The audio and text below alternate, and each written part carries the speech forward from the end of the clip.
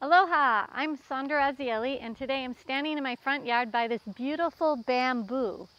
And just a few days ago, we were on the edge of Hurricane Lane, so that's why I was fascinated by this bamboo, because it was moving like crazy, side to side. But yet today, the wind is pretty gentle. You can see it flowing a little bit, but it's quite sturdy, and none of it fell down, even though the winds were quite strong. Why?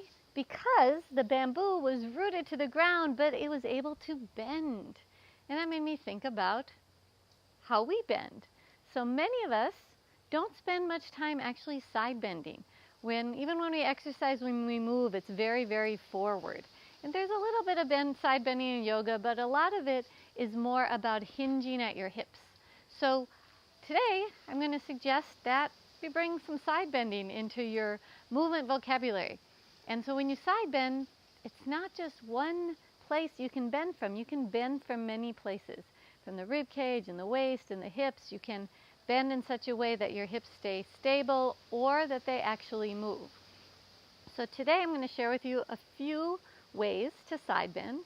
And I want to acknowledge that for people with imbalances in the spine, scoliotic imbalances, you might be side bending differently in different parts of your body, different sides. So when I demonstrate, I'm going to take that into account. Okay, here we go. To prepare, we ground down to lift up like we do in so many other things, yoga and elsewhere.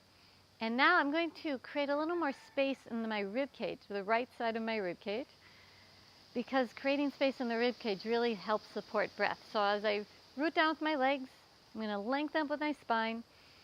And as I exhale, I'm going to begin to bend so I feel this right side of the ribs expanding. Now you may notice that as I do this, my head is turning away from the way I'm side bending. That's because when you side bend, there's actually a little twist in the spine. So this is actually good for people with scoliosis. You're side bending, you're derotating actually. For everybody, it's good to get that twist. Just take a little time to breathe. I felt my shoulder blade lifting. I'm going to reach it down. I might also choose to take my arm up. Get a little more length there. Good. And then come back up. Or come back down to standing, so to speak. So now go ahead and do it on the other side. I'm going to repeat on the same side because of my curve. So you choose actually other side, or if it's appropriate for you on one side, go ahead. Breathe into the rib cage. Right? Turn a little bit away from the way you're bending. Trying to keep my hips steady. Sometimes I go a little to the side.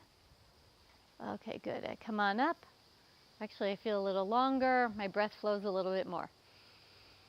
So that was side bending from the rib cage. Now, let's play with a little bit with side bending more with the hips involved. So I'm going to do the other side. So we're going to start by leaning the hips to the side and creating a little more length here.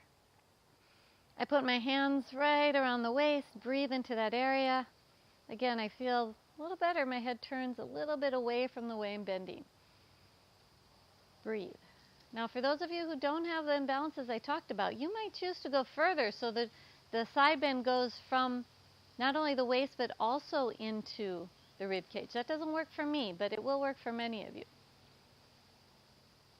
Breathe.